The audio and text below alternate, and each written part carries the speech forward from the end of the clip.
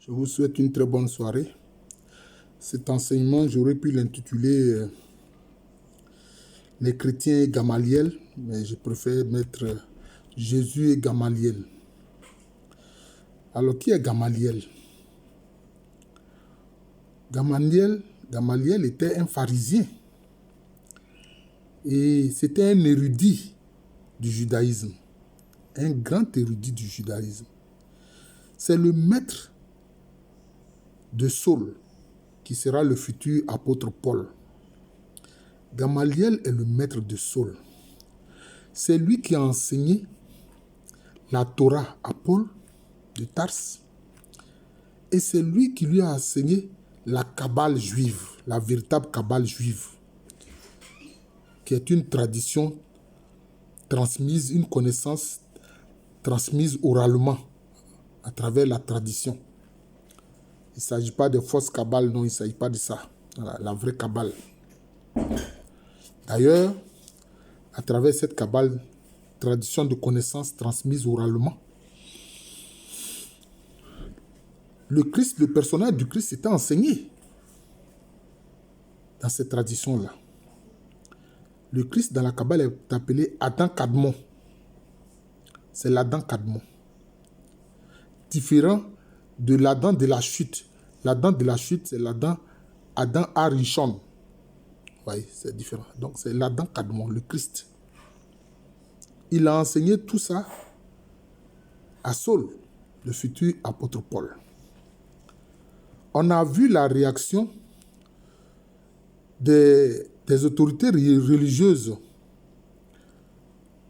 juives et des pharisiens en général. Quand Nicodème a dit, mais est-ce que dans nos traditions, on condamne quelqu'un avant de l'avoir entendu? Ils ont dit, mais à Nicodème, serais-tu aussi un disciple de ce Jésus-là? Mais concernant Gamaliel, déjà, c'était Jésus ressuscité. Jésus dans la gloire. Mais quel est le courage que Gamaliel a eu?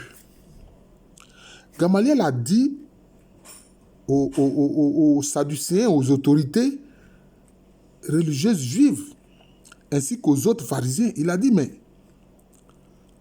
pourquoi nous nous fatiguons à vouloir persécuter les chrétiens, les disciples de ce Jésus-là? Pourquoi? Si ce qu'ils font, si ce qu'ils enseignent, si ce qu'ils disent ne vient pas de Dieu, ça va disparaître de lui-même. Voilà la grande remarque, la grande parole de Gamaliel. Il a dit, arrêtez de persécuter les disciples de ce Jésus-là. Il faut arrêter de les persécuter. Si ce qu'ils disent n'est pas vrai, si ce qu'ils font, si ce qu'ils disent ne vient pas de Dieu, ça va disparaître de lui-même. Parce qu'on a vu des cas précédents. Il a cité 2 cas précédents de sectes qui ont surgi du judaïsme et dont les auteurs quelquefois ont été assassinés et puis leurs disciples se sont dispersés et puis leur doctrine n'a pas prospéré. Il dit, mais il en sera de même concernant ce Jésus et ses disciples chrétiens si ce qu'ils ont dit là, si ce qu'ils font ne vient pas de Dieu. Donc arrêtons de les persécuter, laissons-les libres de s'exprimer. On voit que Gamaliel, c'était un grand homme qui était pour la liberté religieuse, la liberté d'expression.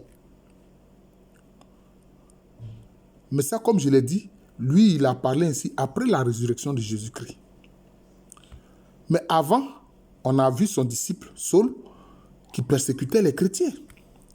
C'est quand il avait eu une lettre des autorités religieuses juives de Jérusalem pour aller persécuter les chrétiens qui étaient en Syrie.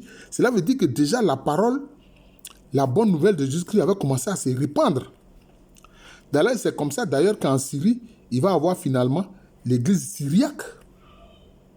L'église syriaque qui utilise quoi comme langue liturgique?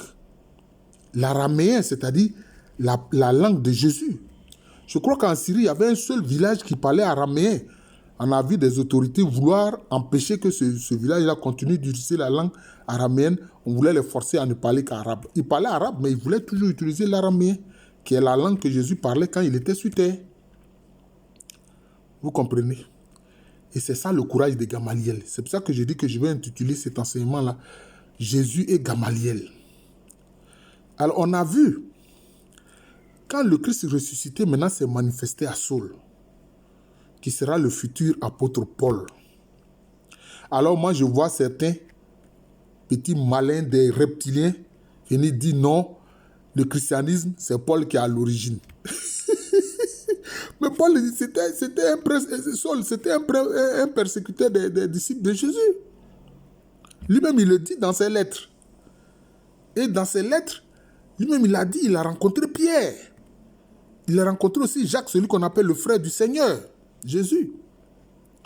Vous comprenez? Hein?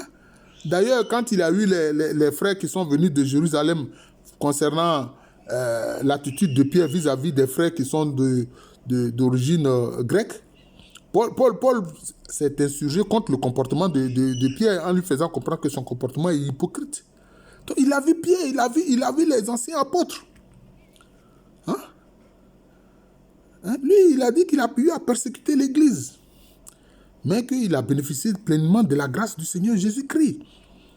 Toutes ces lettres apostoliques, il a été vraiment d'un grand apport à la propagation de l'Évangile. Donc, son maître Gamaliel lui a parlé. D'ailleurs, quand il fait la rencontre de Jésus-Christ, je veux parler de Saul, le futur apôtre Paul, quand il fait la rencontre de Jésus-Christ ressuscité sur la route de Damas, et que Anani, il ne faut pas confondre ces Anani-là, avec l'autre Anani qui avait vendu un terrain, qui est venu mentir devant Pierre et puis les apôtres. Celui-là, c'est un Anani, disciple du Seigneur, qui était à Damas. D'ailleurs, quand Jésus-Christ lui a dit, écoute, je t'envoie vers Saul, tu vas aller le rencontrer, tu vas le baptiser, et puis tu vas le guérir de sa cécité. Il a dit, mais Seigneur, celui-là, il persécute tes disciples. Il dit, je sais, va seulement vers lui. Fais seulement ce que je t'ai dit. Et puis c'est ce que Anani a fait. Quand il est arrivé, il a dit quoi? Il a dit, Saul, mon frère. Oh, être disciple de Jésus, c'est fantastique. Le Seigneur de l'amour. Les véritables disciples de Jésus-Christ, ils pardonnent même à ceux qui leur ont fait les torts les plus graves. Les torts les plus graves. Sinon, l'Église catholique ne s'implanterait pas à Rome. Les Romains ont été des grands persécuteurs des chrétiens, des disciples de Jésus. Vous comprenez? Mais aujourd'hui, le trône de Pierre, c'est à Rome. La capitale des choses de l'Église catholique, c'est le Vatican. Donc, vous voyez, donc c'est cela. Il a dit, Saul, mon frère, notre Seigneur Jésus-Christ qui t'est apparu sur le chemin de Damas m'envoie vers toi. Sois guéri de ta cécité. Il a baptisé Saul et puis il a dit, sois rempli de l'Esprit Saint. Il lui a communiqué l'Esprit Saint. Vous voyez.